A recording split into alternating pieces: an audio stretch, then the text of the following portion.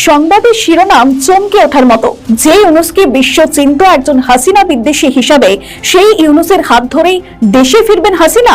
শেখ হাসিনার সাথে 5 জন উপদেষ্টা হাত মিলিয়েছে এবং তারা শেখ হাসিনার সাথে ষড়যন্ত্রে লিপ্ত হয়েছে। উনি যে নামগুলো প্রকাশ করেননি, যে আলোচনার বিষয়গুলো প্রকাশ করেননি, সেটা শেখ হাসিনাকে ফোন করে ক্ষমা চাচ্ছেন উপদেষ্টা পরিষদের কয়েকজন উপদেষ্টা সহ জুলাই আন্দোলনের সম্মুখ সারির কয়েকজন নেতা। দর্শক, এইমাত্র চাঞ্চল্যকর খবর প্রকাশ হয়েছে। উপদেষ্টারা ইতিমধ্যে শেখ হাসিনার সাথে যোগাযোগ করতে শুরু করে দিয়েছে। 5 জন উপদেষ্টা শেখ হাসিনার সাথে নিয়মিত যোগাযোগ করছেন। কারা কারা সেই উপদেষ্টা এই ভিডিওতে দেখতে পারবেন। অন্যদিকে ডক্টর মোহাম্মদ ইউনূসের হাত ধরেই নাকি বাংলাদেশে ফিরবেন শেখ হাসিনা। শেখ হাসিনাকে কেন ডক্টর মোহাম্মদ ইউনূস বাংলাদেশে আনতে যাচ্ছে, এমনকি এ নিয়ে কি তথ্য প্রকাশ হয়েছে, আসলে এই ভিডিওতে গুরুত্বপূর্ণ তথ্যগুলো জেনে আসি। ধৈর্য সহকারে ভিডিওটি শেষ পর্যন্ত দেখবেন। চ্যানেলে নতুন হলে সাবস্ক্রাইব করে রাখবেন। ভিডিওতে একটি লাইক দিয়ে পুরো ভিডিওটি দেখতে থাকুন। সংবাদের শিরোনাম চমকে ওঠার মতো। যে ইউনুসকে বিশ্ব চিন্ত একজন হাসিনা বিদ্বেষী হিসাবে, সেই ইউনুসের হাত ধরেই দেশে ফিরবেন হাসিনা। এমনকি অদূর ভবিষ্যতে তাকে আওয়ামী লীগের শীর্ষ পদে দেখা যেতে পারে। অর্থাৎ যে দায়িত্ব এতদিন হাসিনা পালন করে এসেছিলেন, আগামী দিনে সেই দায়িত্ব পালন করতে দেখা যাবে তদারকি সরকারের প্রধানকে। এটা গল্পের গরু গাছে ওঠার মতো শোনালেও বাংলাদেশের ঘটনা প্রবাহ বলে দিচ্ছে সম্ভাব্য সেই সমীকরণের কথা। রবীন্দ্রনাথের কথা ধার করে বলতেই হয়, যাকে তুমি ফেলিয়াছ নিচে, সে তোমারে বাঁধিবে সে নিচে, পশ্চাতে রেখেছ যারে, সে তোমারে পশ্চাতে টানিছে। যে হাসিনাকে ইউনূস ক্ষমতা থেকে সরিয়ে দিয়েছিলেন, সেই হাসিনাই তার পরিত্রাতা হয়ে উঠতে চলেছেন। বর্তমানে ঘটনা প্রবাহ মূলত 3 থেকে 4টি প্রশ্ন তুলে দিচ্ছে। 1, হাসিনা ইউনূস সম্পর্ক কি বদলে দিতে পারে? 2, হাসিনা দেশে ফিরতে পারবেন না। আর 3, তার আসার ক্ষেত্রে ভারতের ভূমিকা কি হবে? কোন কোন মহল থেকে দাবি করা হচ্ছে হাসিনাকে ফেরত পাঠানোর ক্ষেত্রে ভারত পুশিং করবে, দরকার হলে এমার্জেন্সি চালাবে। বাংলাদেশে আমলারা হাসিনাকে আমন্ত্রণ জানাবে। বিএনপি জামাত ঐক্যবদ্ধ হয়ে হাসিনার প্রত্যাবর্তন নিশ্চিত করবে। ইরানের মতো ঘটনাও বাংলাদেশের বুকে ঘটতে পারে। ইতিহাস বলছে বিশ্বের নানা প্রান্তে রাষ্ট্র ক্ষমতায় বদলের পর এই চিত্র দেখা গিয়েছে, তবে অন্য রঙে, অন্য সাজে। ডেড এনিমিরাই কিন্তু পরবর্তীকালে ত্রাতা হয়ে উঠেছেন। এবার এর সঙ্গে ইউনূসের মিল খুঁজে দেখা যাক। ইউনূস কিন্তু এখন শত্রু বেষ্টিত হয়ে রয়েছেন। একসময় যারা তার মিত্র ছিল, এখন তাদের সঙ্গে ইউনূসের সম্পর্ক সাপে নেউলে। যে দল একসময় তার পাশে ছিল, সেই বিএনপি, এনসিপি, জামাতের সঙ্গে তার সম্পর্ক হার্দিক নয়। হার্দিক না হওয়ার কারণ এক নয়, একাধিক। রাজনীতিতে একটি কথা প্রচলিত রয়েছে, শত্রু আমার মিত্র।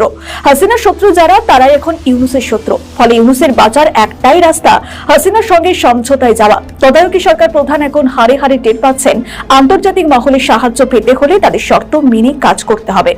বাংলাদেশে যদিও কোনো শক্তিশালী দল থাকে, তাহলে সেটা আওয়ামী লীগ। কারণ এই একটি দলের নেতা কর্মীরা সাহস সঞ্চয় করে মাঠে নামে। দল নিষিদ্ধ ঘোষণা সত্ত্বেও তাদের কর্মীদের দমিয়ে রাখা যায়নি। ইউনূস যাদের বিশ্বাস করেছিলেন, তারা প্রত্যেকে তার সঙ্গে বিশ্বাসঘাতকতা করেছে। সুতরাং তাদের থেকে আরো কোনো সাহায্য তিনি পাবেন না। তাহলে সাহায্য করার জন্য রইল হাসিনা। আর এটাও মনে রাখা দরকার, ইউনূস শত হলেও একজন ব্যাংক কর্মী। দিনের শেষে তাকে হিসেব মেলাতে হচ্ছে। হিসেব না মিলিয়ে দপ্তর থেকে বাড়ি আসার কোনো জো ছিল না।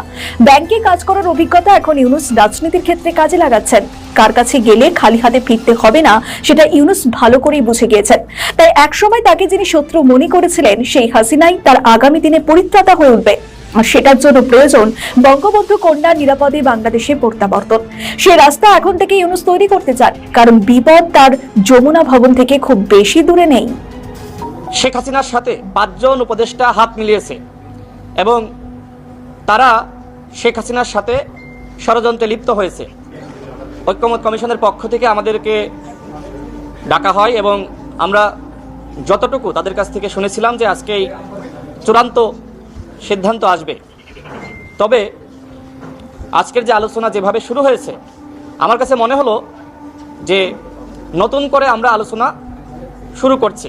যে কারণে আমি জাতীয় ঐক্যমত শেখ হাসিনার সাথে 5 জন উপদেষ্টা হাত মিলিয়েছে এবং তারা শেখ হাসিনার সাথে ষড়যন্ত্রে লিপ্ত হয়েছে। ঠিক একইভাবে আজকের এই আলোচনা দেখে মনে হচ্ছে যে আমরাও শেখ হাসিনার সাথে হাত মিলিয়েছি। যেভাবে আজকে ভিন্ন মত দেখলাম, বিশেষ করে যে দলগুলো সর্বশেষ দিন আমাদের যে বৈঠক হয়, সেখানে তারা বক্তব্য রেখেছিল যে একই দিনে জাতীয় নির্বাচন এবং জুলাই জাতীয় সনদের পক্ষে গণভোট, তারাও দেখলাম যে আজকে ইউটার্ন করেছে। তারা এখন বলছে জাতীয় নির্বাচনের আগে গণভোট। আমি সেখানে স্পষ্ট করেছি যে আমাদের রাজনীতিবিদদের এই ধরনের চরিত্র, এটা জনগণ পছন্দ করে না। আপনি সকালে একটা বলবেন, আপনি বিকালে একটা বলবেন, আপনি আজকে একটা বলবেন, কালকে একটা বলবেন, এটা তো হইতে পারে না। আমি ঐক্যমত কমিশনে এই কথা বলেছি যে তাহলে কি আমরা সেই গণ অভ্যুত্থানের পরে যখন ঐক্যমত কমিশন গঠিত হয় আমরা কি সেখানে ফিরে যাচ্ছি যেখানে আমাদেরকে সামনে অগ্রসর হওয়ার কথা? সেখানে আজকের আলোচনা দেখে আমার কাছে মনে হয়েছে যে আমরা পিছনে ফিরে যাচ্ছি। আমি ঐক্যমত কমিশনকে স্পষ্টত জানিয়েছি যে আপনারাও যেমনিভাবে আজকের এই আলোচনা দেখে আপনারা হতাশ হচ্ছেন, ঠিক একইভাবে আমরাও আজকের এই আলোচনা দেখে আমরাও হতাশ হচ্ছি। এইটা তো আসলে জনগণ কোনোভাবেই প্রত্যাশা করে না যে আপনারা সে আবার 8 মাস পিছনে ফিরে যাবেন, যেখানে সামনে ফেব্রুয়ারি মাসে সরকারের পক্ষ থেকে বলা হয়েছে আমি বুঝি নির্মাণের শিল্প, সালাম স্টিল বোঝে ডিউরেবিলিটি, সালাম স্টিল মোস্ট ডিউরেবল স্টিল। তারা জাতিকে একটি সেরা নির্বাচন উপহার দিবে। সেখানে আমরা নির্বাচনের প্রস্তুতি না নিয়ে, আমরা ঐক্যমত কমিশনে যারা আছি সবাই তো নির্বাচন করতে চাই, সেই প্রস্তুতি না নিয়ে আমরা বরং এখানে ভিন্ন মত দেখাচ্ছি এবং আমাদের দাবির মধ্যে প্রতিদিন মনে হচ্ছে যে আমরা মত পার্থক্য তৈরি করছি। এজন্য আমরা বলেছি যে আরও 1 মাস যদি আপনারা এইভাবে আলোচনা করেন, কোনোভাবে আমরা সিদ্ধান্তে আসতে পারবো না। আমরা 9টি রাজনৈতিক দল আমরা বসেছিলাম, আলোচনা করেছি। আমরা দেখলাম যে পরবর্তীতে আজকের এই ঐক্যমত কমিশনে তাদের মধ্যে ভিন্ন মত।